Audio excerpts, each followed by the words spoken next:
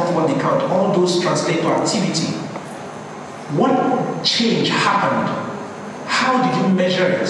How are you monitoring it? It's more important to them, and that's how you secure funding, because when you're building proposals and all of that, you have to state all of this. I'll be very willing to produce. A lot of us will be, you want to do impact. I'll always be available. That's what we do at Film for Impact.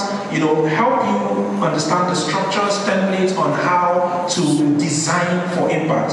Provide you with, templates that could help you design your impact campaign. Okay, next slide. Next slide. Okay, place, time, and context. I will just summarize that part. Basically, if you're going to be releasing your impact film, it's important you target a time, a season.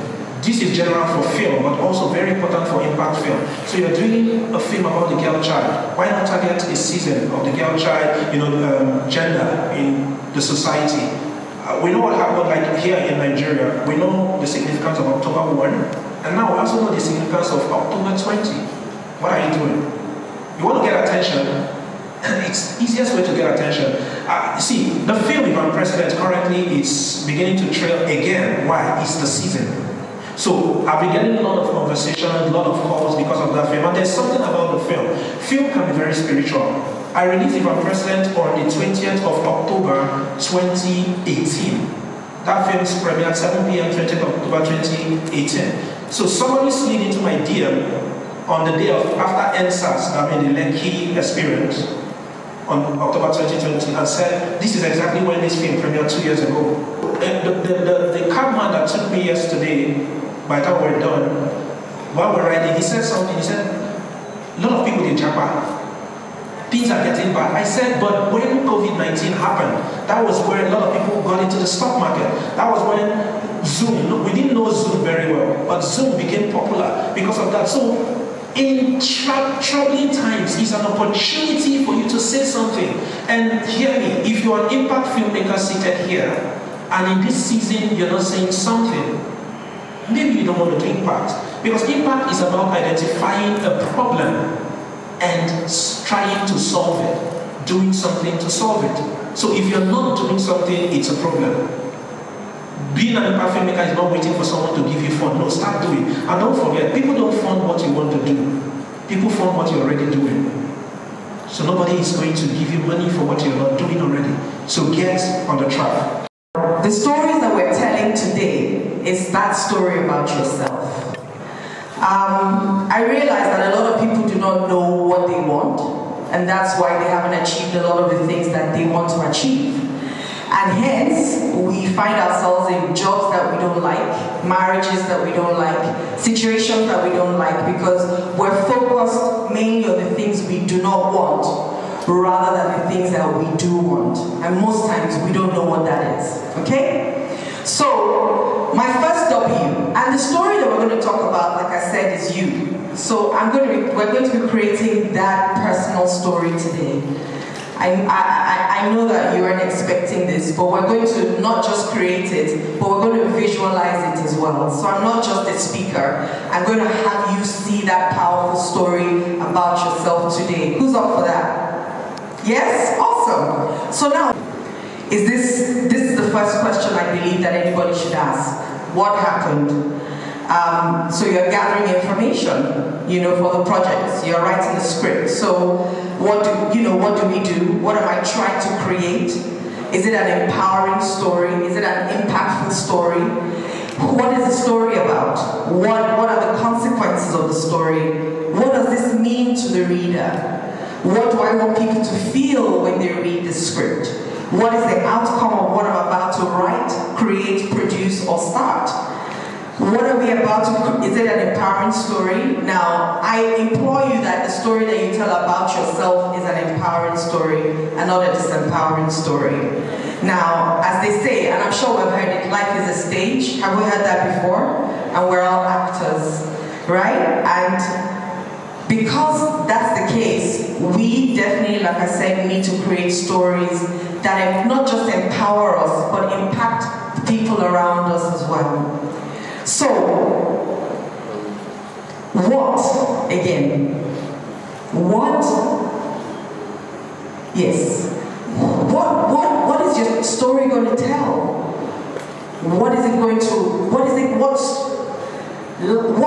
Whose life is it going to impact with the story? Are you going to be singing your song? Are you going to be singing beautifully at the end of the day? Or are you going to be singing a different song that doesn't empower you or make you happy? The what will tell that. The next is the who. Who is the story about? Who are the stakeholders? Who are your team members? Who are the customers? Who are the antagonists? Who are the protagonists? Who are the lead? Who are the sub-lead? Who's the good guy? Who's the bad guy? Who's the sponsor? Who will ultimately benefit from the project when it is completed? Who benefits? Who is affected?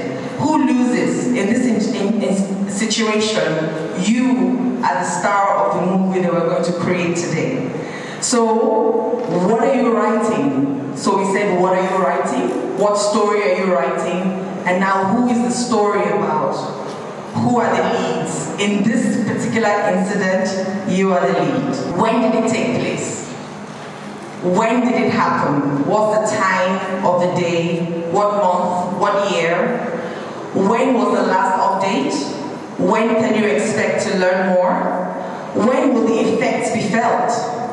Sometimes this question gets asked before all the other questions we discussed earlier on. Because sometimes you need to know the what and the who before you know the when. So now, when you're talking or writing a story about yourself, it has to be in the present, because your mind only understands now. So we bring together the talent, creating those things, writing scripts, composing music, designing fashion or choreographers for the dance section, and we want them to meet with executives, business people from the very same industries, so they can understand what the decision maker on the business side are looking for, how they decide, what are the, let's say, the filters they are putting on if they are looking for new talent, for new creatives they can support and help bring out their work into the world. So this is what this is about, and we also want to, with that, we want to have creatives learn about the infrastructure, the processes. There is usually a pipeline in every business. It doesn't matter if it's the energy business or the automobile business. The same with the creative industries. There is a pipeline, and it's really helpful for a sustainable business you want to create as an artist if you understand how to do that and what the different aspects are.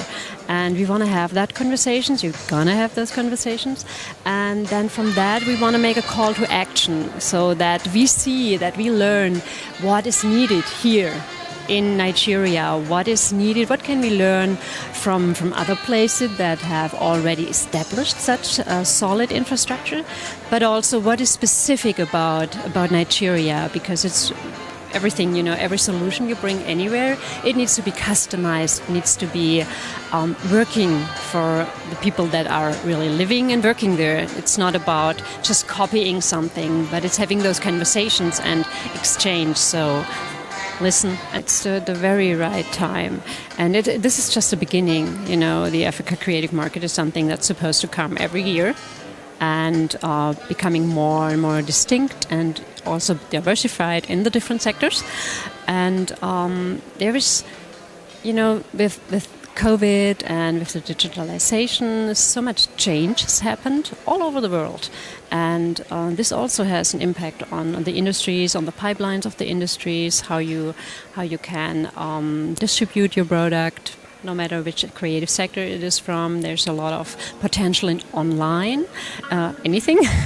And so we feel from the research we have done and from the feedback we have gotten when we were pitching the idea, that this is just exactly the right time to implement this Africa Creative Market. Thank you. Thank you. And the fresh lemon scent is on your hands and on the knife. And now you bring up that lemon to your mouth, which is already starting to water. You can smell that lemon, you can taste it. Your mouth is salivating at the moment. It's a bit sour, but it's also nice. Now open your eyes. How many people saw the lemon? How many people tasted the lemon? Was the lemon there? Was there a real lemon? Because it happened in your mind. That's how powerful your mind is. So when you're telling a story about yourself, guys, you have to write a story that talks about the present, because your mind is phenomenal and it's very powerful. You just need to give it one command and it brings exactly what you're commanded it to do, because that's how strong your mind is. So when you're telling a story about yourself, what kind of story are you telling? We've talked about that. When did the story happen? It has to be now. So I am powerful. That's the story you're telling yourself now. I am phenomenal. That's the story you're telling yourself now. I am useless. It's also a story you're telling yourself now. I'm a failure. It's also a story you're telling yourself. I'm a bad mom or a bad daughter. Nobody loves me. That's a story. And we tell these stories over and over and over again, that it becomes your reality. And when things happen, you then say, they said I was useless, and here I am. Why? Because you have told that story over and over and over again. And so when we're telling our stories and giving ourselves the permission to be phenomenal and powerful, it starts from what we say to ourselves. It starts from who we say ourselves as. It also goes as far as what do we say we are? Who do we say we are? When do we say we aren't? It has to be now, and that's why I did that short exercise with you. And we're going to do a little bit more when I'm done with this lesson, okay? Now, if God gave you a blank check, where would you say? What would you say? Who would you say? What would you ask for? Question, where? Where will your story be happening? Is it around the world, like I said? Are you around the world writing? Are you around the world making impact? Producing films all around the world? Putting it in conferences, festivals? Chioma Ude is here. She has festivals as well that she produces. Are you there? Do you see yourself there? Where? And the last one is why. Why did it happen? I think sometimes, you get so used to being assigned projects with little to no evaluation, let alone justification. And the fundamental question of why are we doing this project doesn't get asked. And most times we actually don't know why. I just want to do it. Why? I just want to be rich. Why? We don't know. And most times I say to people that when you ask a question, when you ask your why, and that why, you give yourself an answer, ask 6 more whys. Because the first answer is just the top level, it's shallow. But when you go deeper and deeper and deeper into why do I want to be successful? I want to touch the world. Why do I want to touch the world? I want to help people. Why do I want to help people? Maybe because I didn't find people who helped me when I needed help. Why do I? So you go deeper and deeper, and sometimes it goes back to your childhood, to be honest. The reason why we do some of the things we do today is because between the ages of 0 and 7, a child is formed in their subconscious mind 85%. And from 7 till 18, 10%. And from 19 till you die, 5%. So who you show up as today, most likely, was what was put in you between the ages of 0 and 7. So sometimes when you find yourself doing things now, you always want to go back and keep asking yourself, why do you need to do why am I spoke to somebody earlier on today, and she said she wants to help women and speak to young girls. And I asked her why. She said because she didn't find people who helped her when she was young. And that is enough push. When things don't go right, you will remind yourself the reason why you're doing anything that you're doing. So the stories that you're writing, why you're writing them, why is it important to you? If the money, like Bright said, doesn't come, are you going to keep doing it? Or are you going to stop just because, of course, if your why is because of money, please go ahead. But if your why really isn't because of the money, then what is the other thing that can hold you when the money doesn't come?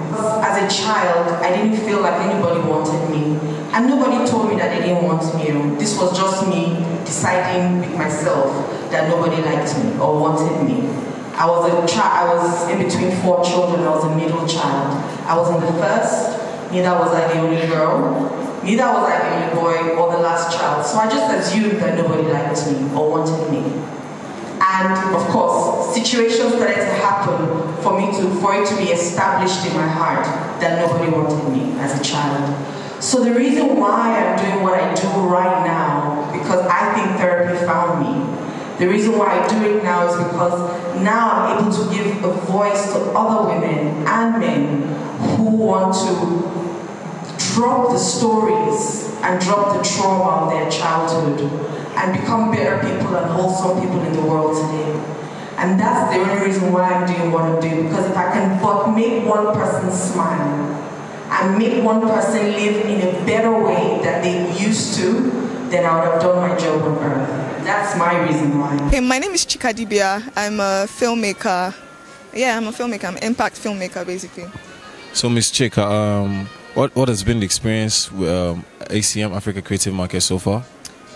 Today is the first day, and we haven't really spent much time, but the few hours that we've spent here has been very insightful. I've learned a lot, coming on this program, things I didn't know about impact filmmaking. They got professionals to take us through certain steps and processes that I will go back and implement, which I find it to be very insightful. And then I've also had an opportunity to network with certain people that I wouldn't have met outside of this space. So yes, and then we've already started talking about future projects together. So this kind of platform brings people together, and there's potential to create content and films outside of this space. So I'm grateful to be here. All right, so you mentioned you're a filmmaker. So what would you say you would like to see improve in your industry, your department of the industry?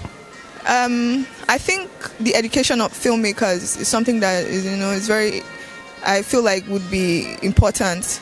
I didn't go to film school, but then I also wish I had more opportunities to learn film. And I find that a lot of young people or a lot of upcoming filmmakers don't have enough opportunities to actually be on set to learn film. There's one thing to actually go to film school, and then there's the actual education of film, being on sets, interning, and all that kind of stuff. So I would like for there to be more platforms that give young people, young girls, opportunities to experience making film, the business of film, and technicalities that are involved in film. Yeah. Thank you, Ms. Chika. Have an amazing day. You too. Thank you so much. Yeah. Than knowledge when dealing with your mind. Most times, the words that we speak form a blueprint, a picture. So if I say, think of a red car, a red Benz, who is seeing the red Benz? I know. Because we're creative people. If I then say, don't think of a red Benz, do not think of a red Benz. Do not think of a red Benz. Who is thinking of a red Benz? Why? Because your mind doesn't understand the word not. So when you say, I will not steal, you will steal. When you say, I reject it, I will never be like my mother, you will end up like your mother. Because your mind doesn't understand the word not. So when it hears, I will not steal, all it hears is, I will steal. But then what do you then want? That's why I said from the beginning, we focus on what we do not want. We hardly know what we want. So when I'm speaking to single ladies, what do you want in a man? I do not want a man that cheats. I didn't ask you what you do not want. What do you want? They don't know. Most times, I don't want a woman that steals. I don't want a man that is a mommy's boy. What does that mean? So we're never clear on the things that we actually want. And even when we say, okay, I want to be a millionaire in what? So there's no specificity in the things that we ask for. I just want to blow. I spent my 4 sessions with them is just on clarity, on saying, what do you want? And so we're going to do a practice, we're going to practicalize it today. And maybe you will see it. Yes? Maybe you'll see what you want. Maybe you won't. But maybe it would also spark off you going home and asking yourself, what do I want? In life, what do I want in my spirituality? What do I want in my finances and business? What do I want in my health and wellness? What do I want in my relationships, business relationships, personal relationships? What do I want with a relationship with myself?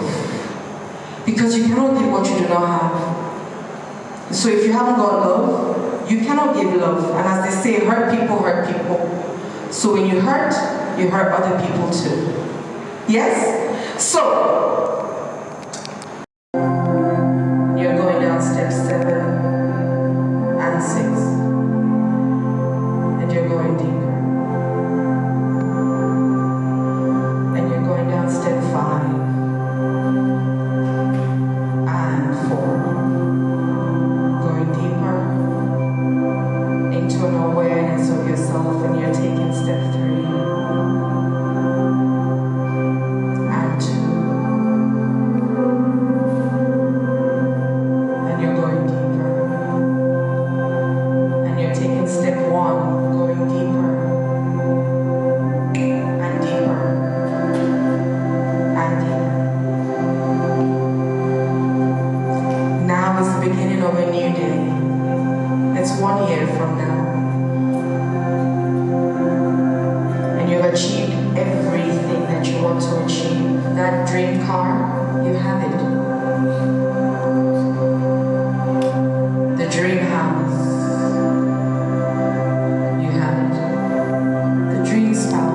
My name is Morenikeji Adebola, and I'm a Nigerian filmmaker, writer, actor, and fashion designer. All right, so can you tell us about your experience so far at the ACM? It's been a very insightful experience. I would say learned a lot, but I think it's more of properly articulating the things that I kind of already know, and it's just been wholesome, and there's so many people, and I really like the representation of women, so yeah. So say you're a filmmaker, so for your industry, what do you think this kind of event or this kind of creative space means or will mean for your industry going forward? Okay, I think that it's important to have this kind of events because, first of all, it helps to bring the filmmaking community together in a way that you don't have to necessarily know somebody. So it's not like these are just the different calibers. It's open to everybody, and people need these experiences. First of all, people on their trajectory, and then people that have done more. So it's like you're all bouncing off each other. I think things like this help people to feel safer and just a community that people can break out from and also be a part of. Yeah. All right. Thank you very much, Morenike. Bye. Kids, you're having the time of your life, and you're just waking up in the morning. It's a brand new day. What is your dream look like? Where are you living? What kind of house do you live in? And how does it feel?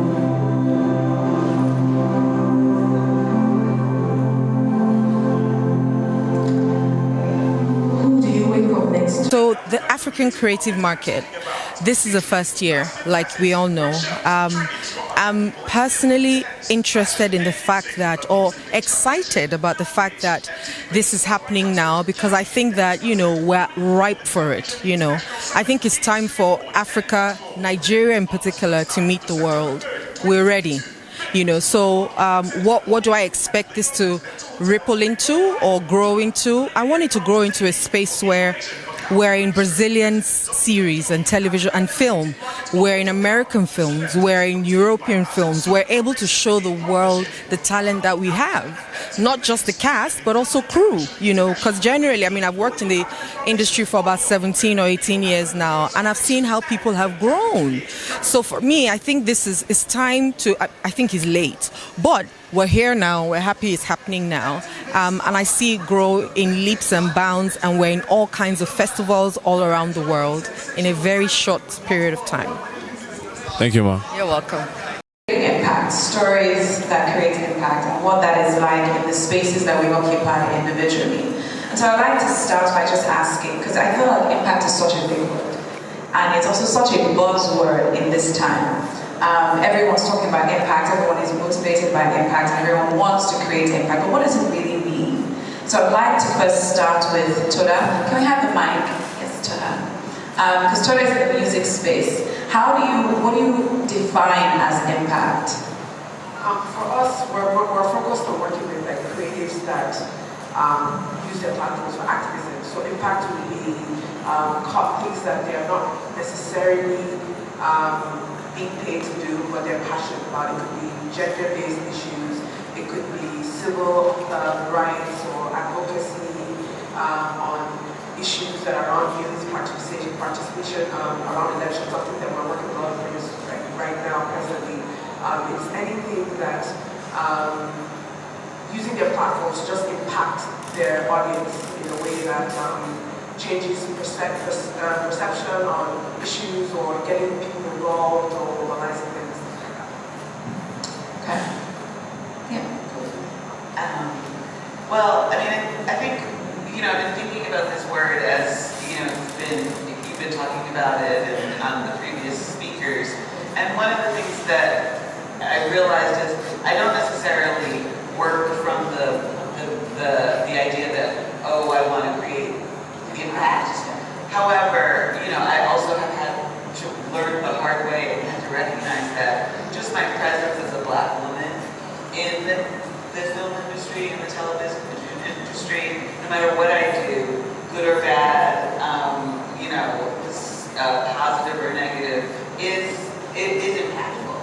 And so that is something about us as a diaspora of Black people who are sometimes invisible and or stories are marginalized, but also as a woman, throughout the world our stories are marginalized. So I think that the first step really is just showing up, is doing the work, is continuing to do the work. Somebody asked in the audience about, well, how do you keep working if your work is not profitable?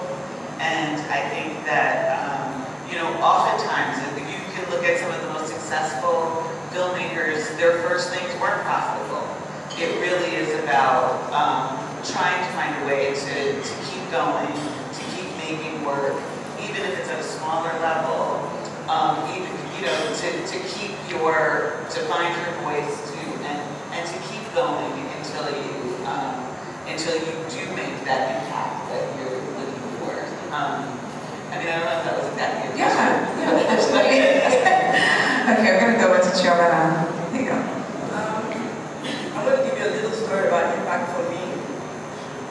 So in the festival, we train students all the time. And I'll tell you something they don't quite understand is documentary filming. If you're going to focus on impact and tell those stories, most times they come as documentary, So when we're done the training in Nigeria, we're going to send 10% of the best students to America, no cost to them. But they didn't know they were going to study documentary filmmaking. And for me, I wanted them to begin to tell stories that would create impact in Nigeria. So of course they got there, first day of school, everybody's calling me, what are we doing? What's this documentary thing? Everybody thought we were going to make the film that would make the most money. So most times it's all about money. And so when the program was over, of course they leaned into it and absorbed it. And when they came back, there was a girl especially called Queen, who went, she went forward, she worked with some company in Germany to make film on on the impact of women in politics. And she's gone on to do so much. So for me, it started off with just easing people into it and ended up with her creating impact for many women in the politics space. So that's what impact is.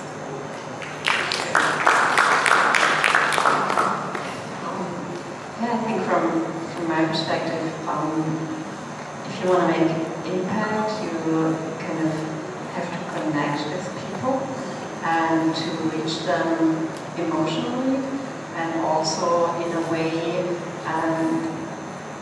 that you bring an answer to them if there's a higher concept of a social issue you're tackling, of course. There's something that will take time to achieve and to gather people on that social issue, but I think it's also important with all initiatives and film producing, whatever you're doing, any craft, that you find a way to answer for the people you want to bring into your... My name is Marvel Loss. I'm also known as Marvel. I'm a dance artist, also a barber, and I do a little bit of singing, and I'm also an actor. Yeah. That's amazing. So, Marvelous, Africa Creative Market, how has it been so far? Experience so far? Actually, I came in a bit late, but what I've heard so far, like, it's really amazing. Like, what the speaker have actually said, and it will really help me to improve on how to, like, they told me how to market myself as a dance artist, like, and how to reach out to more people, how to make impact out in the world. Like, it's been really amazing. Like, this is the first day, but man, it's really overloaded. All right, so as a dancer in your industry, what would you like to see improve, like, in your own department of the industry? Okay, as a dance artist, I, like, right now, I want to have that, like, the feelings to reach out to more people, like, now and even in the future to come. Like, I want to be able to, like, dance and to express myself and for people to understand what I'm actually doing on stage. You get what I'm saying? And, you know, as dancers, people actually just think that dancers are just entertainers. Like, you just, like, if this guy do this kind of move, like, oh man, this move is crazy. But I don't just want to see that. I want them to go back home and think, man, but look at these moves, like, look at the creativity in this dance, like, man, this is really, really, really, really something else. You get, that's what I want to see from now on and in the future. Yeah. That's amazing, Marvelous. Have an amazing day. Nice talking to you, Jimmy. All right. Story. It never gets old. And I believe that those who tell stories really rule the world. And it's an honor and a privilege to be one of those guardians who has created a platform for women to tell their most powerful stories. Can you please look at the woman next to you and tell her you have a powerful story? And no, that wasn't good enough. Come on, you have a powerful story. And I see there's some amazing men here. I want you to look at them and say, hey dude, you have a powerful story. Yes, we all have stories. And just see how far you've come. But you know, before I give my little speech, which I think I've almost completed, allow me to give honor to whom it is due. Yesterday I was in breakfast with some of the amazing women, and I'm going to talk about them in a second. And it was my birthday yesterday.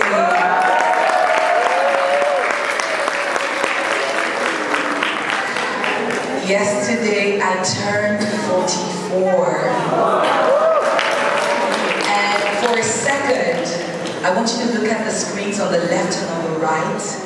And this was exactly 4 years ago when I turned 40. The first time this event was held was for my 40th birthday. And we had it in Lagos at the Landmark Hotel. That's me right